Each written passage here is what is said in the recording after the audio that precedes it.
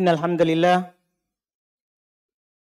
nahmaduhu wa nasta'inuhu wa nastaghfiruh wa na'udzu billahi min shururi anfusina wa min sayyiati a'malina. May yahdihillahu fala mudhillalah wa may yudlil fala hadiyalah. Asyhadu an la ilaha illallah wahdahu la syarikalah wa asyhadu anna Muhammadan abduhu wa rasuluh sallallahu alaihi wa ala alihi wa ashabihi wa man tabi'ahum bi ihsan ila yaumiddin. Amma ba'd. Al-akhwat wal ummahat rahimani wa rahimakumullah. Alhamdulillah, kita kembali di siang hari ini melanjutkan kajian kitab Al-Akhta' Al-Azwaj wa Zawjat, kesalahan suami istri. Kita masih terus dalam bagian pertama, yaitu min akhta al-azwaj, termasuk kesalahan dari kesalahan suami. Kata beliau, di hari ini kita masuk di kesalahan ke-20 dari kesalahan suami. Kata beliau rahimahullah, al-ishrun, kesalahan yang ke-20, ifsya'u sirril firash, menyebarkan rahasia ranjang. Menyebarkan rahasia ranjang. Ini tidak semua orang jatuh dalam kesalahan ini, tapi kalau ini terjadi maka itu adalah kesalahan.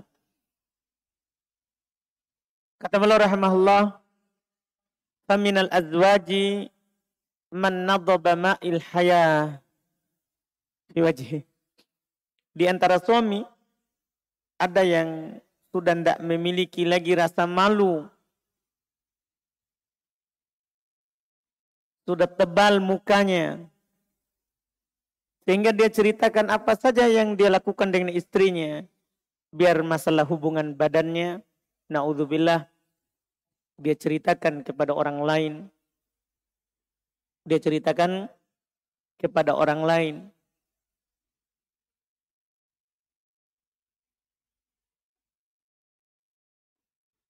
Fansadala alaihi minas samajah qana'u kathif fatarahu yatahaddath bi amril firash. Kita melihat dia orang yang mukanya tebal dan berani menceritakan urusan ranjangnya kepada orang lain. Wa ma yaduru bainahu wa baina zaujatihi min mu'asyarah. Dan apa yang dia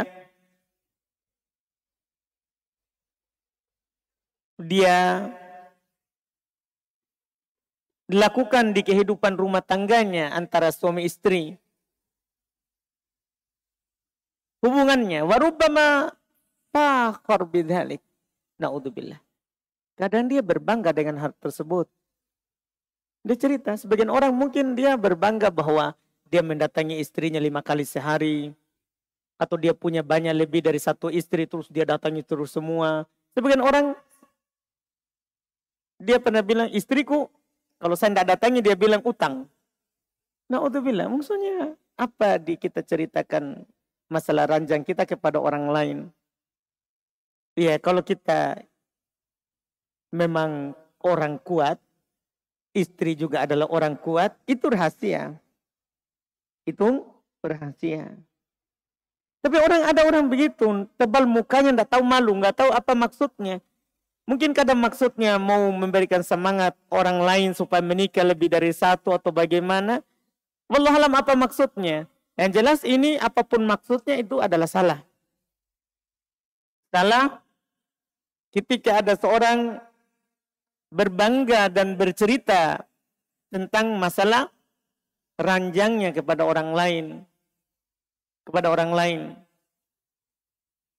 Bahkan katanya wa'addahum min mukammilati rujulatihi wa fuhulatihi. Sebagian orang dianggap hal tersebut kalau dia ceritakan kepada orang tentang hubungan badannya, dianggap itu adalah merupakan keperkasaan dan kejantanannya. Oh, lihat saya, wajar saya menikah 2, menikah 3, menikah 4. Saya perkasa. Ya itu masalahmu. Ya tidak boleh diceritakan kepada orang lain. Tapi dia tidak paham. Intinya dia adalah orang bodoh. Dia tidak paham. Dia tidak tahu kalau itu aib. Tidak boleh diceritakan kepada orang lain. Dan itu kesalahan. Itu adalah kesalahan. Kalau kita mau memberikan semangat kepada orang, jangan ranjang kita diceritakan. Kasih semangat dengan dalil, Quran atau hadis atau ucapan salaf. Atau ucapan salaf. Tidak boleh kita menceritakan diri kita, ranjangnya. Tidak boleh. Wa ma dzalika wallah bifakhrin wala rujulah. Belum sampai bersumpah. Demi Allah. Tindakan yang semacam itu tidak pantas dibanggakan. Itu bukan keperkasaan. Laki-laki adalah bukan yang menceritakan apa yang terjadi antara dia dan istrinya. Tapi yang bisa menyimpan apa yang terjadi antara dia dengan istrinya. Itu dibilang laki-laki. Yang mampu menguasai dirinya. Dia belum bersumpah. Demi Allah. Itu bukan hal yang patut dibanggakan. Demi Allah itu bukan termasuk keperkasaan. In huwa illa sukut fil himmah. Tindakan semacam ini tiada lain kata beliau hanyalah sesuatu yang menyedihkan dan menunjukkan hilangnya rasa malu. Dan menunjukkan apa? Sukut fil himmah wa tamadin fil kihah. Masya Allah. Ini hanyalah perkara yang merendahkan dan menunjukkan dia adalah orang yang mempermalukan dirinya sendiri. Hanya mempermalukan dirinya sendiri. Fa ayyu fakhrin yakunu bikashfis sawat. Kata beliau, kebanggaan apakah yang bisa dimunculkan, yang ditampilkan dengan menyingkap aurat sendiri? Tidak ada orang mau begitu. Orang bagaimanapun kesombongannya, tidak ada orang yang mau membuka aibnya sendiri. Tidak ada, itu bukan kebanggaan. Wakodekin. Sungguh telah dikatakan, innama summiyatis saw'a saw'ah li'annahu yasu'ul insan kashfuha. Sungguh telah dikatakan, aurat itu dikatakan sebagai aurat ketika seorang terlihat buruk ketika dia menampakkannya. Kenapa aurat itu dikatakan aurat? Karena itu buruk kalau dinampakkan kepada orang. Tidak bagus dilihat. Tidak bagus didengar. Makanya aurat itu diperintahkan untuk ditutup. Karena tidak bagus dilihat oleh orang. Tidak bagus dilihat oleh orang. Sekarang dia malah mau ceritakan. Mau ceritakan. Ini bukan sesuatu yang perlu dibanggakan. Fal-akil, maka orang yang berakal kata beliau, ya aba kashfa sawatih fitratan wa aqlan. Seorang yang berakal tidak akan mau menyingkap auratnya sendiri. Itu sudah secara fitrah. dan juga secara akal sehat. Orang yang punya akal sehat, tidak mungkin dia mau menyingkap auratnya. Iya. Ma'ama ja'a fi syar'i min ta'kidi dzalik. Ditambah lagi, secara fitrah kan tidak boleh. Secara akal tidak boleh. Bersamaan dengan itu ada yang datang dalam syariat yang menguatkan hal tersebut. Bahwasanya tidak boleh kita membuka aib kita sendiri di hadapan orang lain. Walaupun kita ceritakan bahwa itu adalah bagus, tapi ini aib. Ini masalah rumah, masalah ranjang. Syariat mengaturnya. Ya. Fakaifa yasugu ibda'uha bil hadithi anna hatta laka anna sami yaraha ru'yal ain. Maka bagaimana mungkin seorang diperbolehkan untuk menceritakan auratnya sampai seakan-akan orang yang mendengar bisa melihat auratnya dengan mata telanjang, seakan-akan dia melihat dia berhubungan badan dengan istrinya. Diceritakan. Inna'udzubillah. Iya. Dia ceritakan ke temannya. Saya begini-begini kalau datangi istri. Ceritakan. Na'udzubillah. Seakan-akan orang yang mendengar ini melihat dia berhubungan. Karena dia ceritakan semuanya. Na'udzubillah. Iya. Ini tidak dibolehkan. Dilarang secara fitrah, secara akal, secara syariat. Inna dzalika tsani hatkun li sitrillah. Sungguh kata beliau, perbuatan dan tindakan semacam ini adalah membuka aib yang telah ditutup oleh Allah. Masalah rumah tangga, apa yang terjadi di ranjang, itu kan aib. Allah tutup untuk kita. Kalau kita pergi lagi membongkarnya, tidak boleh. Iya. Ini tidak dimulihkan. Wafatun libab, dia bilang wanazul lijilbabil haya. Ini adalah sama dengan dia meninggalkan penutup rasa malunya. Dia meninggalkan jilbabnya rasa malu. Penutupnya malu. Ini menunjukkan sudah tidak ada malunya. Sementara al-haya'u syu'batun minal iman. Rasa malu itu adalah bagian dari keimanan. Kalau ini ada orang begitu berarti sudah tidak ada lagi jilbab al-haya. Tidak ada lagi penutup malunya. Iya. Na'udzubillah. Wafatuhun libabin minasyarr azim. Dan dia membuka, ya, membuka hal yang ditutup. Membuka pintu keburukan yang sangat besar. Ingat kata beliau, innallaha azza wa jalla hayyun sittir yuhibbus sitr wal haya. Allah itu maha pemalu. Allah itu maha menutupi. Makanya Allah cinta orang yang menutupi aibnya. Dan Allah cinta orang yang punya rasa malu. Kan Allah maha malu. Allah cinta orang yang pemalu. Allah cinta orang yang selalu menutup dan tidak membongkar aibnya. Wa inna lil firasy asraron. Sesungguhnya, tentunya pada dasarnya hubungan ranjang itu antara suami istri memiliki asrar, memiliki rahasia yang memang tidak bisa diketahui oleh orang. Karena orang berbeda-beda ranjangnya. Berbeda-beda dalam hubungan ranjang sama istrinya. Maka ini rahasia masing-masing. Yajibu an tuhata bisiyaj minal kitman. Wajib dijaga dengan pagar. Ya. Wajib dijaga dengan siyaj, dengan pagar. Minal kitman. Ya. Supaya ditutup, tidak nampak dari luar. Tidak nampak dari luar. Iya. Makanya seorang perempuan itu dikatakan, kalau dia di rumah, hijabnya adalah rumahnya. Jadi dia tidak pakai hijab di rumah, tidak pakai penutup. Karena kenapa? Hijabnya adalah rumahnya. Ketika dia keluar dari pintunya, pagarnya ada pagarnya, rumahnya ada pagarnya, maka hijabnya adalah pagar rumahnya. Pagar rumahnya. Kalau itu keluar, berarti kita menampakkan aurat. Nah, sama dengan ini. Sama dengan ini. Hubungan ranjang itu adalah masalah urusan di dalam.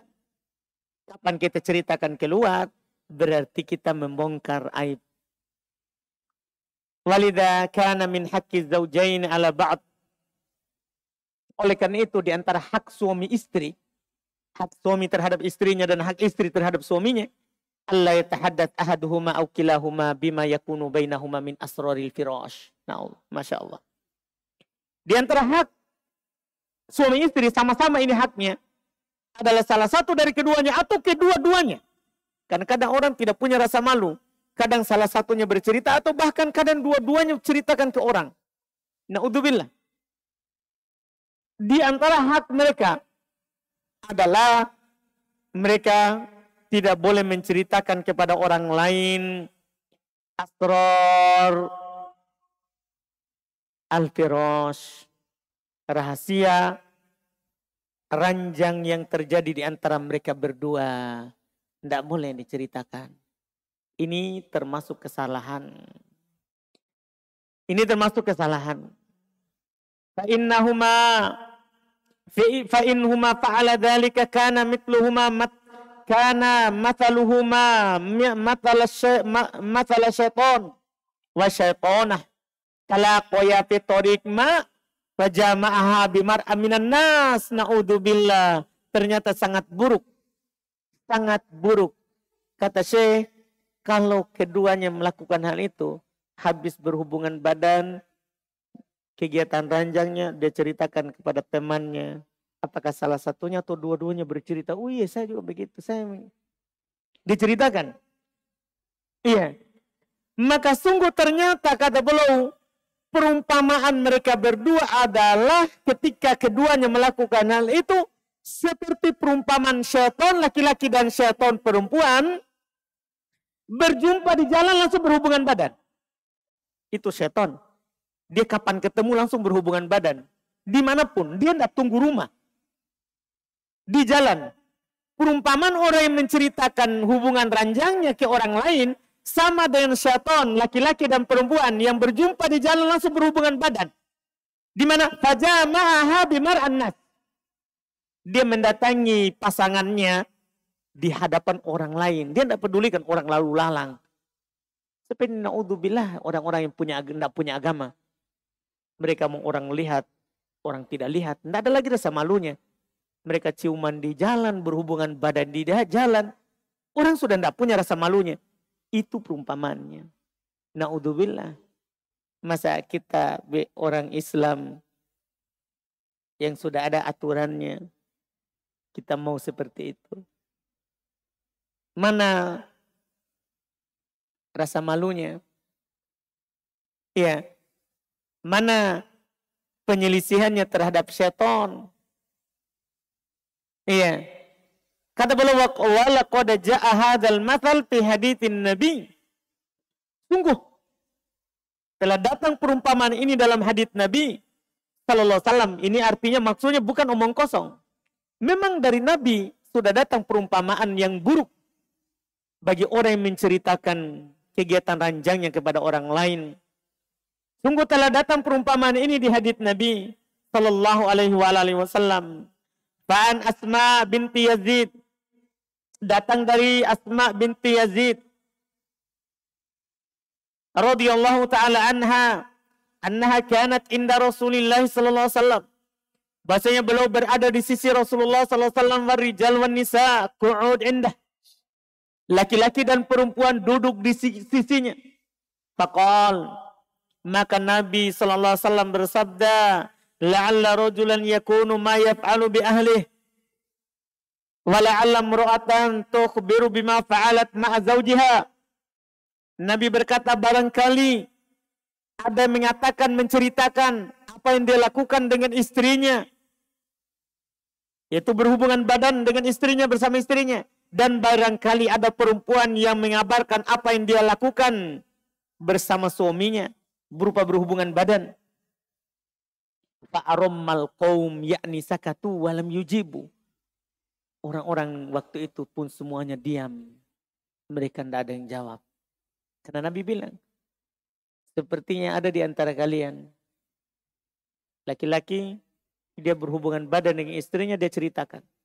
Atau perempuan, dia hubungan badan dengan suaminya, mendatanginya, terus dia ceritakan. Oh suamiku.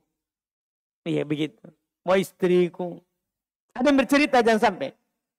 Maka orang-orang di sekitar Nabi mereka diam. Iya. Fakultu, ketika semua orang diam, ya, maka saya pun berkata, yaitu, ya,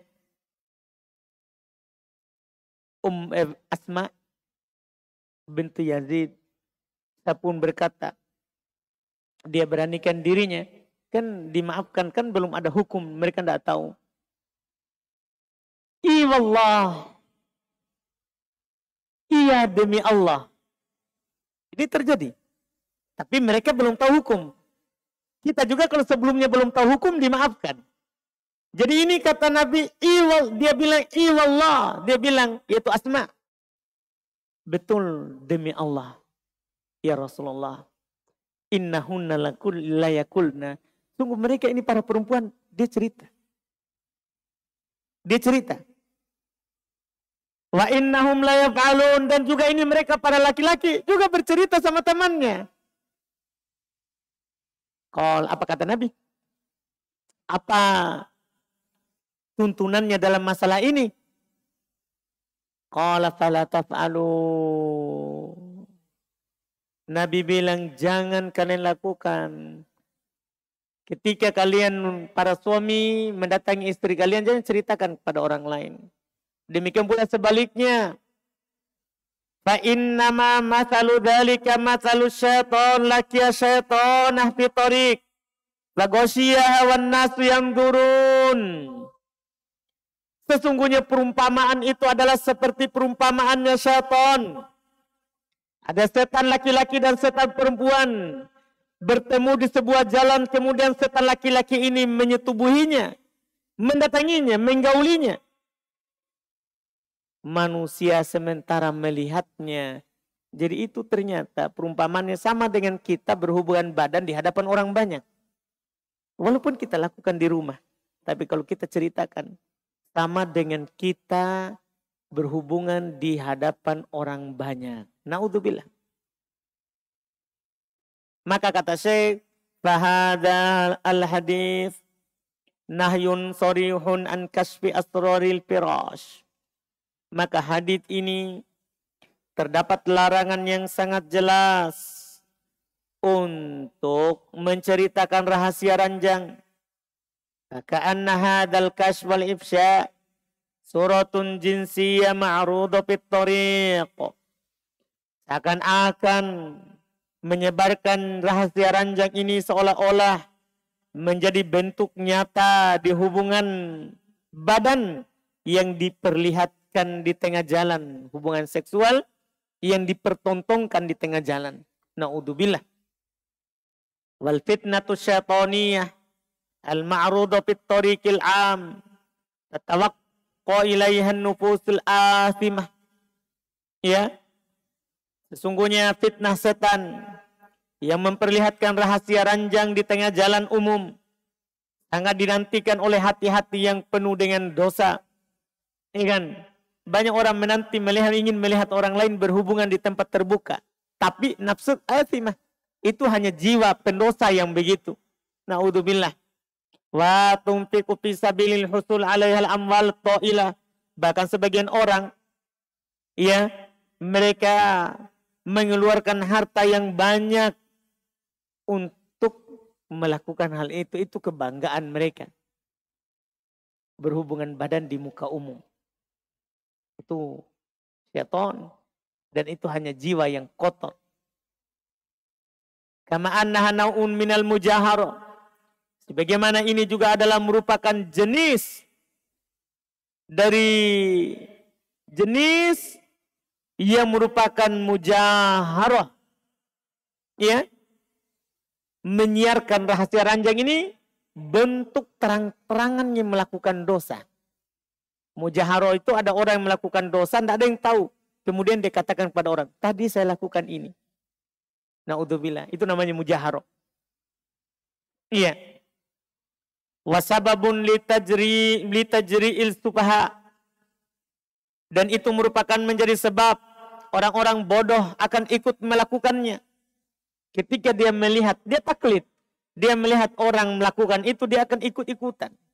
Orang-orang bodoh, oh si sana melakukannya, padahal dia orang bersekolah, orang ini. Iya kan? Oh si sana juga dia ceritakan ranjangnya. Akhirnya orang yang tidak tahu hukum, ikut-ikutan menceritakan rahasia ranjangnya. Iya, maka kita yang sudah belajar tidak boleh melakukan hal tersebut. Yang sangat disayangkan, ya tidak sedikit juga ikhwah begitu. Menceritakan rahasia ranjangnya. Bahkan sampai ada di Facebook. Iya, akhirnya orang-orang yang tidak tahu larangan, ikut-ikutan juga. Nah, ini na'udzubillah. Ini fitnah. Ini adalah fitnah. Ini juga adalah merupakan kata beliau wa imatah al-litham anil haya. Ini juga adalah pula. Ini adalah bahaya yang lain. Iya. Yang akan menghilangkan rasa malu. Menghilangkan rasa malu. Thumma inna hunaka futura ukhra khassa bizaujah. Ditambah lagi di sana ada ada bahaya lain yang khusus akan menimpa istri kalau seperti itu. Wahifahiya asyaddu haya minaz zauj. Dia kan lebih malu daripada suaminya. Kalau suaminya sembarang ceritakan hubungan dengan istrinya, itu kan kasihan istri. Dia akan lebih malu lagi. Tertekan perasaannya nanti. Ya. Fahiya asyaddu haya'in minaz zauj. Wa ifsya'uz zauj asraraha yadfa'uha ila kapti masyairiha inda ma'asyaratiha li zaujiha. Masya Allah. Ini bahaya lain. Ini nanti ketika seorang suami menyebarkan rahasia ranjangnya, itu akan membuat mental istrinya turun. Mental istrinya turun. Ketika dia bergaul dengan suaminya. Ketika suaminya menggaulinya, akhirnya istrinya akan malu terus, tertutup terus. Tidak terlalu terbuka dalam hubungan badan. Karena takut nanti suaminya akan ceritakan.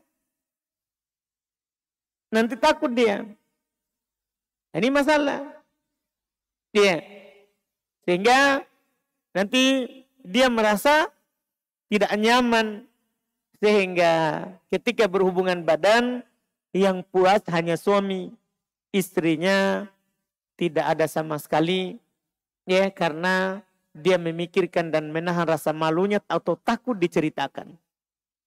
Atau takut diceritakan. Ini bahayanya tentunya lebih besar karena tidak membuat kebahagiaan di dalam rumah. Tidak membuat kebahagiaan di dalam rumah. Kaila yabdu minha ma yadfa'uz zauj ilal hadits anhu. Ya, kenapa dia lakukan seperti itu? Dia tidak terbuka dalam berhubungan badan. Ya dia takut. Ya, agar hal itu tidak sampai terjadi. Ya. Dia tidak nyaman. Dia merasa dia tahan itu supaya suaminya tidak menceritakannya. Maka fal masyru' idzan ayakuna rajul libasan wa sitron li zaujatih. Maka yang disyariatkan kalau begitu seorang suami itu hendaklah menjadi pakaian yang menutupi ya istrinya. Seorang suami harus menjaga rahasia istrinya. Iya. Wa antakuna kadzalikalah. Istri juga seperti itu. Dia menjaga rahasia suaminya. Dia menjaga rahasia suaminya. Fayantaliqu kullun minhuma ala sajiyatihi duna ma khauf wa khajal au khajal. Masya Allah. Sehingga masing-masing dari keduanya kembali kepada hasrat tanpa ada rasa takut dan tanpa ada rasa malu. Ketika suaminya menginginkannya, dia terbuka. Ketika juga istrinya menginginkannya, suami juga terbuka tanpa ada rasa malu terhadap apa yang ada pada diri mereka atau ranjangnya. Ini Masya Allah. Fayahtulu bidzalika sakan warahmah. Maka hal itu akan menjadi sebab terjadinya ketenangan, sakinah, dan rahmah, kasih sayang. Jadi ini bukan hal yang sepele kalau kita jaga. Ternyata membuat kehidupan rumah tangga kita itu sakinah warahmah. Ya, penuh dengan ketenangan, penuh dengan kasih sayang. Bikhilafi ma idza khafa ahaduhuma min afsha'i sarri al-firash. Berbeda jika salah satu dari keduanya takut disebarkan rahasia ranjangnya. Si suami istrinya ceritakan, "Ai, suamiku belum apa-apa, loyomi." Akhirnya nanti dia tidak enak, takut dia berhubungan badan, dia pikirkan bagaimana supaya lama. Ya kan? Supaya lama. Nah ini kasihan. Atau sebaliknya juga seperti itu. Sebaliknya seperti itu juga. Akhirnya mereka berhubungan badan, semuanya di atas rasa takut. Semuanya di atas rasa takut. Nah, ini masalah. Makanya kata beliau, bal laqad ja'al wa'idu syadid fi haqqi man absa sirramru'atihi. Oleh karena itu bahkan telah datang ancaman yang keras bagi orang yang menyebarkan rahasia istrinya. Haitu addahun Nabi sallallahu alaihi wasallam min asyarin nas. Ketika Nabi sallallahu alaihi wasallam menjadikan orang tersebut sebagai manusia yang paling buruk. Manusia yang paling buruk adalah manusia yang mendatangi istrinya kemudian diceritakan kepada orang lain rahasianya. Kata Nabi kita Muhammad SAW, Ja'a fi Sahih Muslim an Abi Sa'id Al-Khudri, datang dalam Sahih Muslim dari hadits Abu Sa'id Al-Khudri radhiyallahu taala an, yaqulu, kata Nabi SAW, inna min asyarin nas indallahi manzilatan yaumal qiyamah ar-rajula yufdi ila imra'atihi wa tufdi ilaihi thumma yanshuru sirraha. Kata Nabi kita Muhammad SAW, sesungguhnya di antara manusia yang paling buruk di sisi Allah kedudukannya pada hari kiamat adalah seorang lelaki yang mendatangi istrinya, yaitu berjima, berhubungan badan, dan istrinya melayani suaminya. Kemudian sang suami setelah itu menyebarkan rahasia ranjangnya. Ternyata itu adalah orang yang paling buruk kedudukannya pada hari kiamat. Orang yang paling buruk kedudukannya pada hari kiamat. Yang menceritakan hubungan badannya dengan istrinya. Na'udzubillah.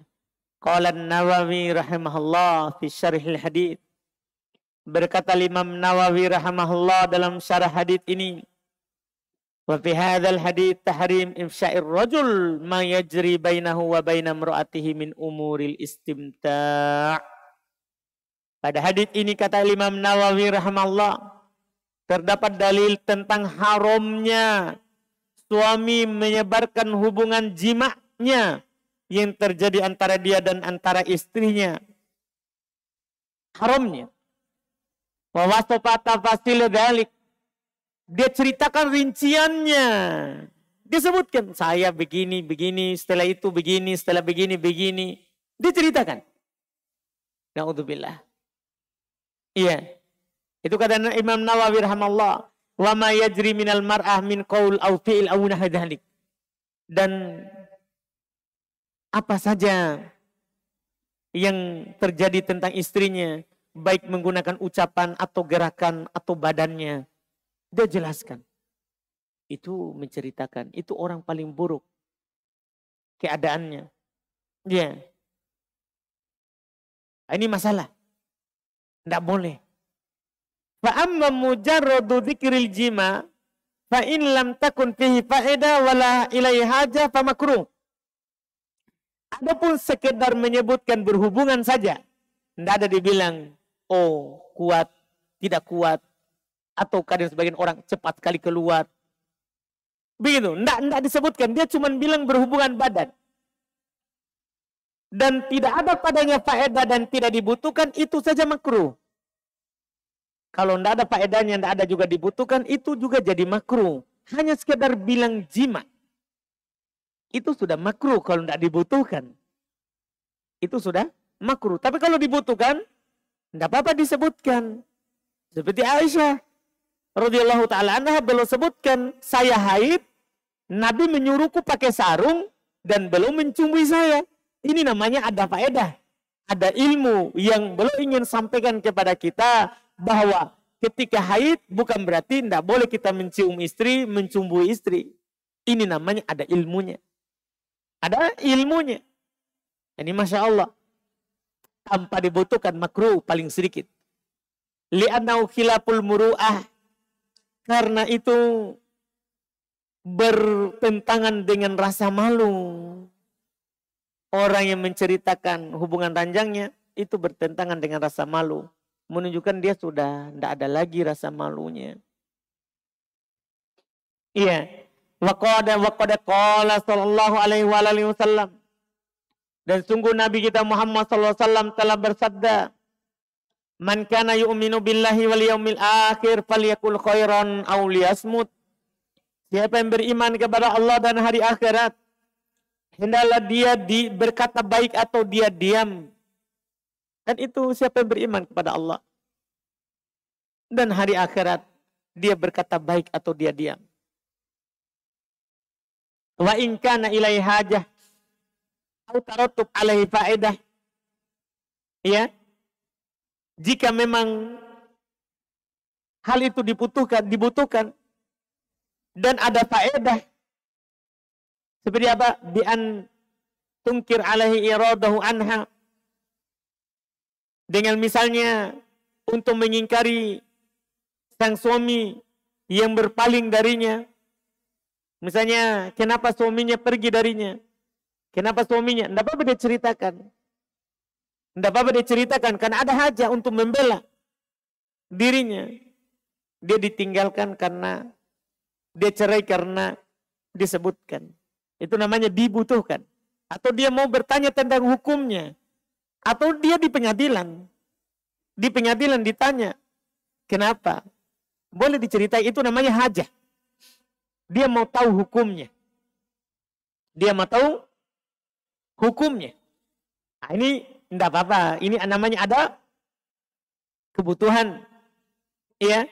Au tadi alaihi al-ajz 'anil jima' wa nahu dzalika fala karahata fi dzikrihi. Apa itu kata beliau? Ya. Tuduhan bahwa dirinya lemah syahwat. Contoh ya. Kenapa ditinggalkan? Lemah syahwatnya, enggak diajak, enggak pernah mau. Boleh dia sampaikan. Boleh diceritakan bahwa, wah, saya selalu siap. Tiap dibutuhkan, dia ceritakan hal tersebut. Itu namanya dibutuhkan. Itu namanya dibutuhkan. Enggak makruh disebutkan. Kemudian juga beliau berkata, wa mimma, ini perkataan Imam Nawawi rahimahullah. Wa mimma yatarakhas fihi fi ifsha'i sirril firash aidan idha tajal insan lil futya awil ilaj. Masya Allah, ini faedah. Di antara yang membolehkan untuk menceritakan rahasia ranjang adalah ketika seorang itu butuh mendapatkan fatwanya, jawabannya dari itu. Misalnya dia bilang, apa hukumnya mendatangi istri dari belakang? Dia tanyakan. Dari belakang, dia bilang begitu. Tidak apa-apa, untuk mendapatkan apa? Jawaban. Untuk mendapatkan jawaban. Aulil ilaj. Atau untuk obat. Dia mau berobat. Tidak apa-apa dia ceritakan. Tidak apa-apa dia ceritakan. Falahu ayatahaddath an amril firash bima tad'u ilaihil hajah.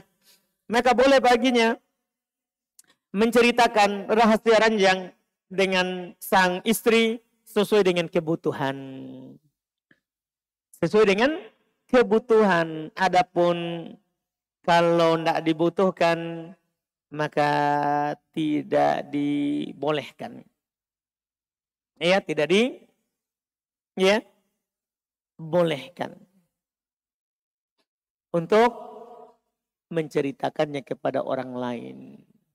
Ini kesalahan yang ke-20 yang belum masukkan sebagai kesalahan.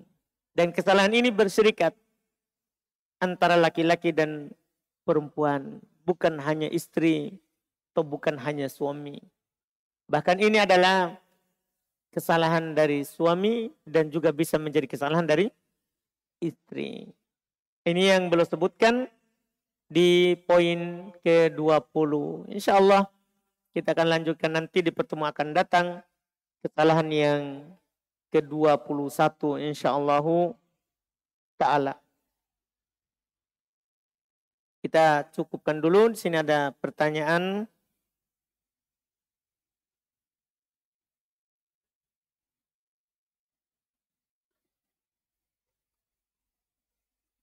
Katanya apa hukum menerima proyek atau pekerjaan proyek dari kantor riba, misalnya pegadaian, apakah upahnya termasuk halal atau haram? Halal. Ya, karena kita menerimanya karena bekerja. Dan kita bukan pekerja di sana. Cuman kita adalah dapat proyek, dapat pekerjaan, ya, yang kita bangun atau yang kita adakan dari pengadaan halal. Dosanya bagi pelaku langsung. Adapun kita ambil karena kita bekerja. Kita dapat upah karena kita ya memang kerjaannya halal. Jadi halal hukumnya wallahu a'lam. Tapi siapa yang mau menghindarkan diri dari hal tersebut, tidak apa-apa. Min babil waro. Dalam bab waro. Adapun kalau dia dapat gaji, kan dia dapat proyek dari situ, halal. Wallahu a'lam.